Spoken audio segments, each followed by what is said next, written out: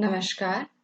आज का हमारा टॉपिक है the great plains of north India, उत्तरी भारत के विशाल मैदान। हिमालय पर्वत के दक्षिण में भारत का विशाल मैदान 7,77,000 वर्ग किलोमीटर में फैला हुआ है। इसका एरिया जो है वो है 7,77,000 वर्ग किलोमीटर। और ये कहाँ है? हिमालय पर्वत। ये हिमालय पर्वत मैप के अंदर दिख रहा है। इसके दक्षिण में ये उत्तरी भारत का विशाल मैदान फैला हुआ है।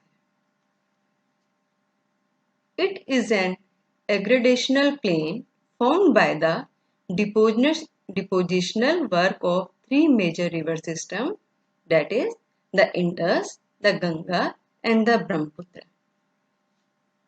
हिमालय पर्वत के दक्षिण में सिंधु, गंगा तथा ब्रह्मपुत्र तीन नदियां हैं।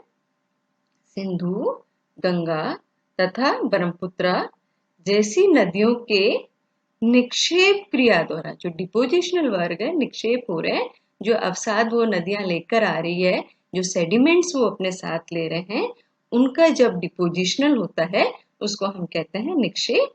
तो सिंधु, गंगा तथा ब्रह्मपुत्र जैसी नदियों के निक्षेप क्रिया द्वारा निर्मित ये विशाल मैदान है, जिसे उत्तरी भारत का विशाल मैदान कहा जाता है।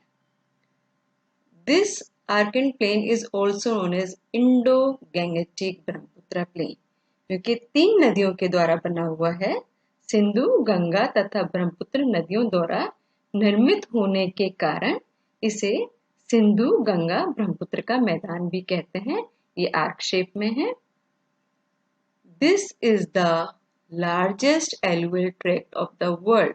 ये संसार का सबसे बड़ा alluvial tract है, extending for a length of 3,200,000 kilometer from the mouth of Indus to the mouth of Ganga, of which the Indian sector alone accounts for 2,400 kilometer in length. Ganga और सिंधु नदियों के मुहावने के बीच पूर्व दिशा में इसकी लंबाई लगभग 3,200 किलोमीटर है। और ये तो पूरी की पूरी लेंथ आई। अगर अपन इंडस रिवर को भी ले लें और जो अपने इंडिया के अंदर है, इंडिया के अंदर इसकी कितनी लेंथ है? इंडस रिवर पाकिस्तान में भी चली जाती है, सिंधु नदी, तो अगर उसको भी ले लें तो 3,200 उसकी लेंथ है। लेकिन अगर इंडिया की बात करें तो इसकी लेंथ कितनी है? 2,400 किलोमीटर इसकी लंबाई है। Its average width varies from 150 to 500 kilometre. ये 150 से 500 किलोमीटर चौड़ा है। एक समान चौड़ाई इसकी नहीं है। असम में ये मैदान सखड़ा है और इसकी चौड़ाई केवल 90 से 100 किलोमीटर है। पश्चिम की ओर ये मैदान चौड़ा होता जाता है, वहां उसकी चौड़ाई लगभग 500 किलोमीटर है। संपूर्ण उत्तरी मैदान एक समतल मैदान है, जिसकी समुद्र तल से ऊंचाई 200 मीटर है। अधिकतम ऊंचाई 291 मीटर अंबाला और सहारनपुर के बीच में है। इसकी जो जैसे आप कहेंगे एलिवेशन है, जो इसकी ऊंचाई है, ऊंचाई समुद्र तल से इसकी औसत जो ऊंचाई है वो 200 मीटर है। और अधिकतम जो ऊंचाई पाई जाती है इसकी वो 291 मीटर कहाँ है? अंबाला और सहारनपुर के बीच है। यही भाग इस विशाल मैदान का जल विभाजक है, वाटर डिवाइडर। इसके पूर्व की ओर गंगा तथा उसकी सहायक नदियां पूर्वी दिशा में होने के पश्चात बंगाल की खाड़ी में गिरती है।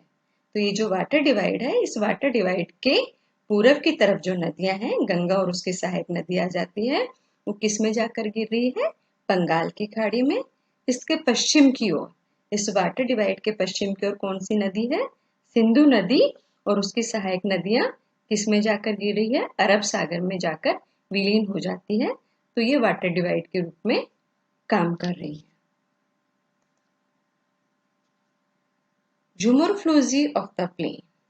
विशाल मैदान की स्थलाकृति। उत्तरी विशाल मैदान पूर्णतः समतल एवं सपाट मैदान है, परंतु इस मैदान की अपनी ही विशेषता है, इनका अपना ही स्थान है। मिट्टी की विशेषता on the basis of soil, मिट्टी की विशेषता तथा ढाल के आधार पर on the basis of soil and slope, on the basis of soil and slope, मिट्टी की विशेषता तथा ढाल के आधार पर इन विविधताओं को हम अलग अलग तरह से इनका वर्गीकरण किया जाता है। ये वर्गीकरण दिया हुआ है। पहला जो वर्गीकरण लिया है, हमने लिया है भाबर, बाबर प्रदेश। ये शिवालिक के गिरिपथ, फुट ऑफ द शिवालिक, जहां हिमालय पर्वत खत्म होता है, जो सबसे उसका बाहर वाला भाग है, उसको हमने कहा है शिवालिक। तो ये शिवालिक प्रदेश के गिरिपथ, जो फुट ऑफ शिवालिक्स है प्रदेश से सिंधु नदी से तीस्ता नदी तक पाया जाता है। ये 8 से 16 किलोमीटर चौड़ाई वाली सकड़ी पट्टी के रूप में स्थित है। जस्ट ये शिवालिक रेंज है, उसके नीचे की ओर है। गिरिपथ पर, फुट हिल्स पर स्थित होने के कारण इस क्षेत्र में नदियां बड़ी मात्रा में, क्योंकि ये फुट हिल्स पे है, नदियां ऊपर से बहकर आ रही है, तो गिरिपथ पर स्थित होने के कारण इन क्षेत्र में नदियां बड़ी मात्रा में अपने साथ पत्थर, कंकड़, बजरी आदि लाकर जमा कर जाती है, डिपॉजिट कर देती है, जिससे पारगम्य चट्टानों का निर्माण होता है, जिससे पोरस रॉक्स का निर्माण हो रहा है, मतलब जिसकी चीजें रिसकर नीचे चली जाती है, जिसमें छिद्र होते हैं। अतः इस क्षेत्र में पहुंचकर अनेक छोटी छोटी नदियां भूमिगत होकर अदृश्य हो जाती है। तो ये जो पोर्शन है बाबर वाला प्रदेश जो है, क्योंकि यहाँ पे पारगम्य चट्टानों का, प्रीवियस रॉक्स का निर्माण होता है, इसलिए इसके अंदर क्या होता है, नदियां गायब हो जाती है, अदृश्य हो जाती है। ये भाग कृषि के लिए अधिक उपयोगी नहीं है। तो बाबर प्रदेश के अंदर क्या हुआ, नदियां ऊपर से आ रही है, अपने साथ अवसाद जमा कर आ रही है, पारगम्य चट्टाने होने के कारण नदियां वहां पर विलुप्त हो जाती है। फिर दूसरा पोर्शन आ जाता है इसके अंदर, तराई प्रदेश, तराई रीजन। बाबर के दक्षिण में इसका सिचुएशन कहाँ है, शिवालिक आया, शिवालिक के नीचे बाबर आया और बाबर के जस्ट नीचे तराई आई। तो तराई प्रदेश बाबर के दक्षिण में मैदान का वो भाग होता है जहां बाबर की लुप्त नदियां फिर से भूतल पर प्रकट हो जाती है। इसमें ध्यान देने वाले बात यह है कि जो ऊपर वाले प्रदेश, बाबर प्रदेश में जो नदियां विलुप्त हो गई थी, गायब हो गई थी, वो वापस कहाँ रीइमर्ज हो गई, तराई वाले प्रदेश में। तो यहाँ लुप्त नदियां फिर से भूतल पर प्रकट हो जाती है, इसे तराई प्रदेश कहते हैं। ये प्रदेश 15 से 30 किलोमीटर चौड़ा होता है। यहाँ पर अधिकांश भाग पर दलदल होता है, क्योंकि नदियां वापस रीइमर्ज हो गई है, तो स्वाम्पी एरिया ही होता है, दलदली भाग ही होता है। नदियों द्वारा निक्षेपित जलोढ़ के कण बाबर प्रदेशों की अपेक्षा छोटी होती है। इसकी रचना बारीक कंकड़, पत्थर, रेत तथा चिकनी मिट्टी से होती है। कई बार कंपटीशन के अंदर हमसे बाबर और तराई के अंदर सिचुएशन पूछ लेते हैं, कौन सा ऊपर है, कौन सा नीचे की तरफ है, क्या इसके अंदर अंतर है। तो मोटे रूप से जो इसका अंतर है वो है कि बाबर तो शिवालिक के गिरिपथ प्रदेश में सिंधु नदी से तीस्ता नदी तक पाया जाता है, और तराई ये बाबर प्रदेश के दक्षिण में उसके साथ फैला हुआ है। तो बाबर के दक्षिण की ओर तराई है। जो डिफरेंस है, इसके मोटा जो अंतर आ जाता है वो है, बाबर के अंदर पारगम्य चट्टानों के कारण अधिकांश नदियां भूमिगत होकर अदृश्य हो जाती है, और तराई के अंदर बाबर प्रदेश की भूमिगत नदियां तराई में धरातल पर आ जाती है और दलदल पैदा कर जाती है। तो बाबर के अंदर तो नदियां विलुप्त हो रही थी, और तराई के अंदर नदियां वापस रीएमर्ज हो रही है, वापस वो नदियां आ जाती है। तो मोटा डिफरेंस इसके अंदर हो गया। तीसरा हमारे पास में आ जाता है बांगड़ प्रदेश। बांगड़ में ऊंचा भाग है, जहां नदियों की जहां नदियों की बाढ़ का जल नहीं पहुंच पाता। तो बांगड़ वे ऊंचा भाग है, अपलिफ्टेड एरिया, हाई एरिया है, जहां नदियों की बाढ़ का जल नहीं पहुंच पाता। जब बाढ़ आती है तो हिली एरियाज पे पानी नहीं पहुंच पाता। तो जब उन पे पानी नहीं पहुंच पाता तो ये पुरानी जलोढ़ मिट्टी के बना हुआ होता है। इसकी ऊंचाई कहीं कहीं पे 30 मीटर है, परंतु ऊंचाई में उतार चढ़ाव इस प्रकार है कि सामान्य दृष्टि से देखने पर बांबड़ तथा खादर में बहुत कम अंतर दिखाई देता है। दूसरा आ जाता है खादर। खादर प्रदेश, खादर प्रदेश में नीचा भाग है। बांगड़ तो क्या था, ऊंचा भाग जहां बाढ़ का पानी नहीं पहुंच पाता। खादर, खादर वो नीचा भाग है जहां नदियों का बाढ़ का जल प्रतिवर्ष पहुंचता है। प्रतिवर्ष नदियों की बाढ़ का जल नवीन मिट्टी लाकर वहां पर बिछा देता है। तो जब बाढ़ का पानी आ रहा है वहां पे, तो क्या होगा, नवीन आपकी मिट्टी का यहाँ पे निर्माण होगा। एल्यूवल जो सोइल आएगी वो आपकी न्यू आती रहेगी, इसलिए नवीन जलोढ़ मिट्टी द्वारा खादर निर्मित होते हैं। तो बांगर और खादर, बांगर क्या हुआ, बांगर ऊंचा भाग हुआ और खादर नीचा भाग हुआ। बांगर में बाढ़ का जल नहीं पहुंच पाता क्योंकि ऊंचा भाग है, और खादर क्योंकि नीचा भाग है तो उसमें बाढ़ का जल पहुंच पाता है। बांगड़ के अंदर पुरानी जलोढ़ मिट्टी पाई जाती है क्योंकि वहां पर बाढ़ का पानी नहीं पहुंच पाता, और खादर के अंदर क्योंकि बाढ़ का पानी पहुंच पाता है तो नवीन जलोढ़ मिट्टी वहां प्रतिवर्ष आती रहती है। फिर आ जाता है अगला रे। ये शब्द भी बहुत पूछते हैं।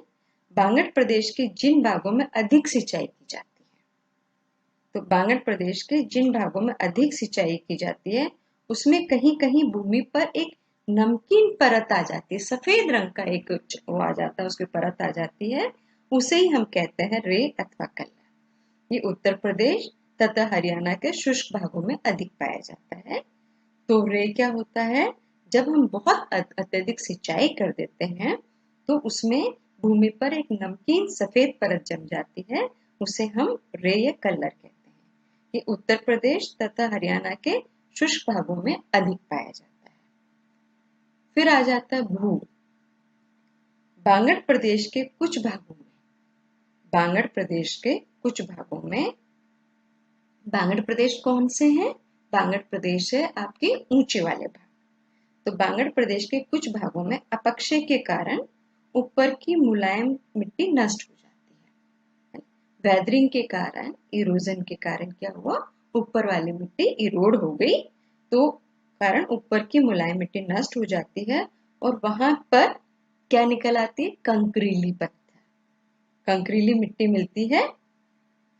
ऐसी भूमि को भूड़ कहते हैं, पथरीली हो जाती है, कंकरीली हो जाती है, तो ऐसी मिट्टी को हम कहते हैं भूड़। ऐसी भूमि को हम कहते हैं भूड़। गंगा तथा रामगंगा नदियों के प्रवाह क्षेत्रों में भूड़ का जमाव विशेष रूप से मिलता है। एक और शब्द आ जाता है डेल्टा, डेल्टाई प्रदेश। गंगा तथा ब्रह्मपुत्र नदियों ने अपनी मुहाने के निकट विशाल डेल्टा का निर्माण किया है जो भारत तथा बांग्लादेश में विस्तृत है।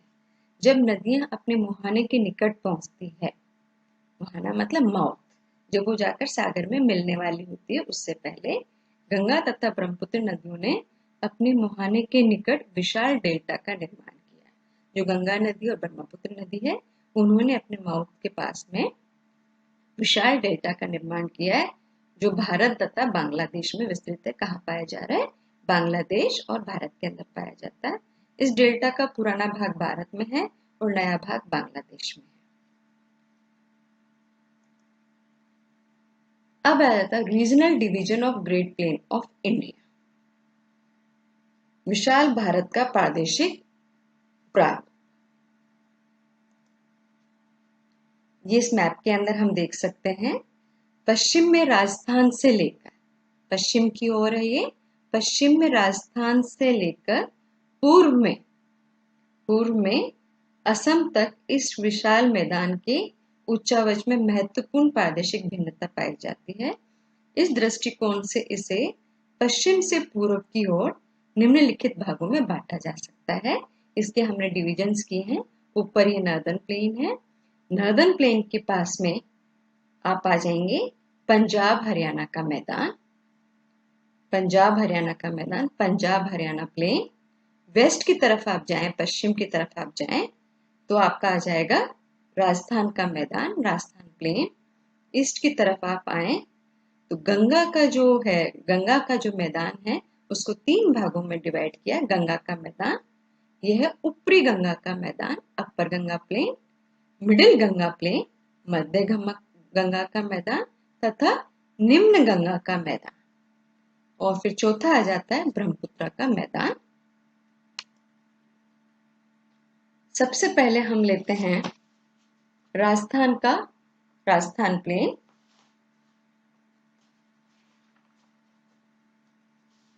सबसे पहले आ जाएगा राजस्थान प्लेन।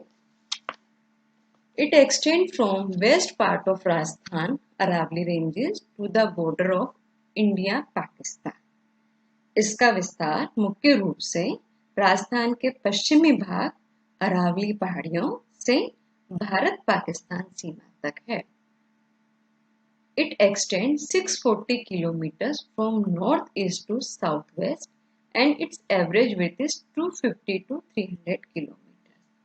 इसकी जो लंबाई है ये उत्तर पूर्व से दक्षिण पश्चिम में इसकी लंबाई 640 किलोमीटर्स है और जो इसकी चौड़ाई है वो 250 से लेके 300 किलोमीटर्स तक है। इस total area is about 2 lakh square kilometre. इसका जो टोटल एरिया है वो 2 लाख स्क्वायर किलोमीटर है, out of which 1.75 1,75,000 square kilometre lies in India. इतना एरिया इंडिया के अंदर है, बाकी पाकिस्तान के अंदर है। थार और great Indian desert is the western most region of great Indian plains in the western part. सबसे एक्सट्रीम एरिया वाला इसका कौन सा है? मरुस्थली वाला ग्रेट इंडियन डेजर्ट, ये इसका पश्चिम तक वाला भाग है। A semi-arid plain lying east of Thar desert is known as Rajasthan Bangar. तो इसको 2 पार्ट में डिवाइड किया। पहला आ जाता है मरुस्थली, जो अभी अपन ने बात की थी, मरुस्थली के अंदर डेजर्ट प्लेन वाला। यहाँ पर बालू अधिक है और बालू का स्थित अधिक संख्या में पाए जाते हैं। कहीं कहीं पर धरातल के ऊपर नीज, सीस तथा ग्रेनाइट चट्टानें दिखाई देती है। ये मुख्यतः शुष्क मरुस्थली भाग है जहां वार्षिक वर्षा 25 सेंटीमीटर से कम होती है। दूसरा वाला भाग असेमी एरिड प्लेन, जिसे हमने कहा राजस्थान बांगड़। राजस्थान के मैदान का उत्तरी तथा पूर्वी भाग उच्च प्रदेश है जो राजस्थान बांगड़ कहलाता है। ये उत्तर पूर्व से दक्षिण पश्चिम दिशा में विस्तृत है। पश्चिम में इसका विस्तार 25 सेंटीमीटर वार्षिक वर्षा की समवर्षा रेखा द्वारा निर्धारित होता है। तो जो इसका पश्चिम में इसका विस्तार है वो किसके द्वारा डिमार्केट हो रहा है? 25 सेंटीमीटर आइसो हाइट समवर्षा के दौरान इसका निर्धारित है। यहाँ की प्रमुख नदी the Luni is the only south west flowing river of this river. यहाँ की प्रमुख नदी लूनी है। The Sambhar, the Kuchaman and the Didwana are important lakes situated to the north of Luni river। जैसा कि हम सभी जानते हैं सांबर, कुचामन, डीडवाना ये सब खारे पानी की झीलें हैं। ये जो लूनी रिवर है उसके नॉर्थ में पाई जाती है।